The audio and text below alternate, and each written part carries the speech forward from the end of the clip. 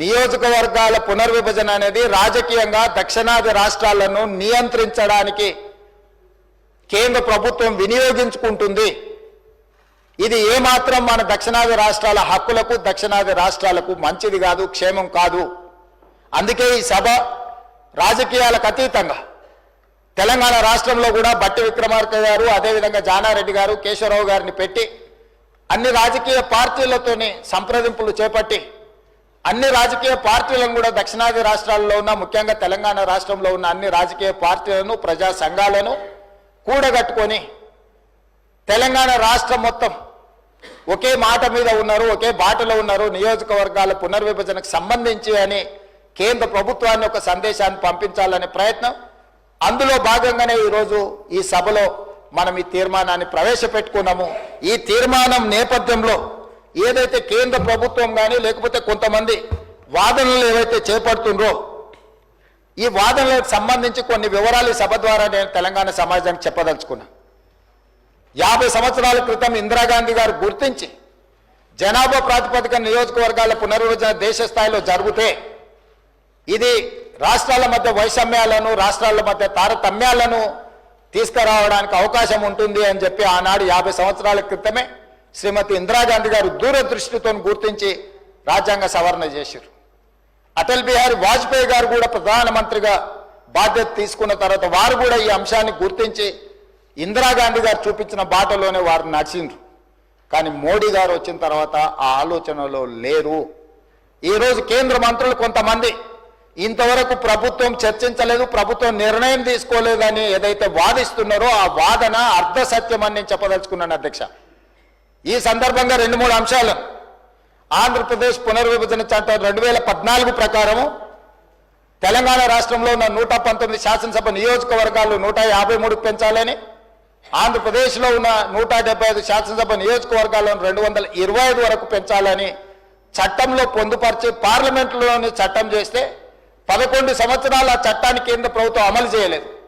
Parliament సభ్యుడిగా నేనే అడిగిన ప్రశ్నకు పార్లమెంట్లో సమాధానం ఇచ్చిన 2026 తర్వాత జనాభా లెక్కించినాకనే ఈ నియోజకవర్గాల పునర్విభజన జరుగుతుంది, ఇప్పుడు మా ప్రభుత్వం ముందు ఎలాంటి ప్రతిపాదన లేదు అని చెప్పి కేంద్ర ప్రభుత్వం మనకు తెలంగాణ, ఆంధ్రప్రదేశ్ రాష్ట్రాలకు సమాధానం చెప్పింది.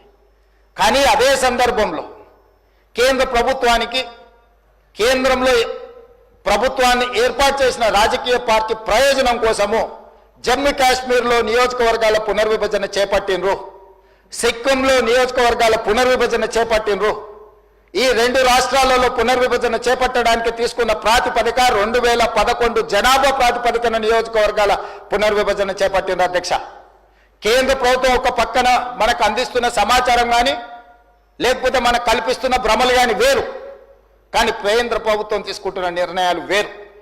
ఈరోజు నేను అందుకే కేంద్ర ప్రభుత్వాన్ని మీరు చట్టం పార్లమెంటులోనే చట్టం చేసిన ఆంధ్రప్రదేశ్ తెలంగాణకు నియోజకవర్గాల పెంపు అంశాన్ని 2026 జనాభా లెక్కించిన తర్వాతనే చేస్తామని మా పట్ల వివక్ష చూపించుకుంటూ మీరు జమ్మూ కాశ్మీర్లో కూడా సేమ్ అదే చట్టం ఉంది. 2026 తర్వాతనే జనాభాను లెక్కించిన తర్వాత నియోజకవర్గాల పునర్విభజన జరగాలి శాసనసభలో అంటే దాన్ని పక్కన పెట్టి రాజ్యాంగాన్ని సవరించుకొని 2011 నియోజకవర్గాల 2011 జనాభా ప్రకారం 83 నియోజకవర్గాలుగా ఉన్న అసెంబ్లీని 90 నియోజకవర్గాలుగా పెంచడమే కాకుండా నియోజకవర్గాల పునర్విభజన జమ్మూ కాశ్మీర్ రాష్ట్రంలో అమలు చేసిండ్రు అధ్యక్ష. అదేవిధంగా సిక్కింలో కూడా సిక్కిం రాష్ట్రంలో సీట్లు పెంచాలని 2018 కేంద్ర ప్రభుత్వం క్యాబినెట్లో రెజల్యూషన్ పాస్ చేసి ఈరోజు సిక్కింలో నియోజకవర్గాల పునర్విభజన ప్రక్రియ కొనసాగుతుంది అధ్యక్ష.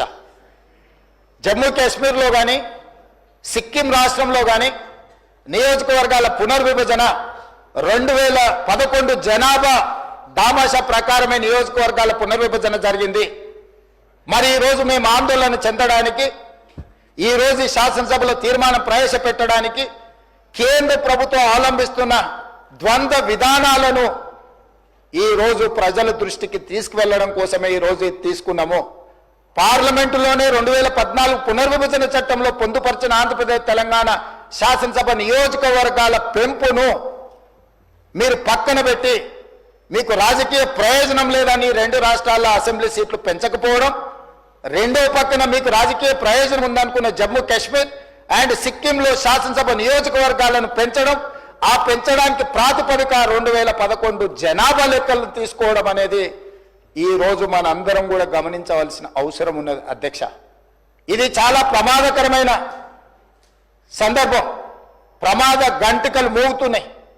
ఈ రోజు ఈ దక్షిణాది రాష్ట్రాలకు సంబంధించిన శాసనసభ్యులు కావచ్చు, పార్లమెంట్ సభ్యులు కావచ్చు, శాసన మండలి సభ్యులు కావచ్చు, ఎవరైనా కావచ్చు, స్థానిక సంస్థలలో ఉండే కావచ్చు, లేకపోతే ఈ ప్రాంత ప్రజలు కావచ్చు, కేంద్ర ప్రభుత్వం ఆదేశాల మేరకు జనాభా నియంత్రించి కేంద్ర ప్రభుత్వం ఈ దేశం యొక్క అభివృద్ధిలో భాగస్వాములుగా మారిన మనం కేంద్ర ప్రభుత్వానికి వస్తున్న పన్నులు జీడిపిలో 36% ఈ దక్షిణాది రాష్ట్రాలు ఈరోజు మనము ఇక్కడ నుంచి పన్నులు కడుతున్నాం అధ్యక్ష. 24% పార్లమెంటులో ప్రాతినిధ్యం ఉన్న ఈ దక్షిణాది రాష్ట్రాలు ఈరోజు కేంద్ర ప్రభుత్వానికి చెల్లిస్తున్న పన్నుల్లో 36% మనం కడుతున్నాం అధ్యక్ష. తిరిగి మనకు వస్తున్న చాలా తక్కువ అధ్యక్ష. ₹1 తెలంగాణ రాష్ట్రం నుంచి మనం పన్నులు చెల్లిస్తే 42 పైసలు మనకు వస్తున్నాయి అధ్యక్ష. కేరళకు 16 పైసలు వస్తున్నాయి అధ్యక్ష. తమిళనాడుకు 29 పైసలు వస్తున్నాయి అధ్యక్ష. ఇట్లా చాలా తక్కువ. మనం ₹1 చెల్లిస్తే మనకు వచ్చేది తిరిగి కేంద్ర ప్రభుత్వం నుంచి వస్తున్న వాటా చాలా తక్కువ ఉంది. అదే ₹1 బీహార్ చెల్లిస్తే ₹6 బీహార్ పోతున్నాయి అధ్యక్ష. బీహార్ రాష్ట్రం కేంద్రానికి ₹1 చెల్లిస్తే కేంద్ర ప్రభుత్వం తిరిగి ₹6 బీహార్ రాష్ట్రానికి ఇస్తుంది అధ్యక్ష. ఉత్తరప్రదేశ్కి ₹2.73 ఇస్తుంది అధ్యక్ష ₹1 చెల్లిస్తే. అదేవిధంగా మధ్యప్రదేశ్కి ₹1.70 చెల్లిస్తున్నారు అధ్యక్ష. అంటే ఈరోజు ఆర్థికంగా మనకు నష్టం జరిగినా పర్వాలేదు.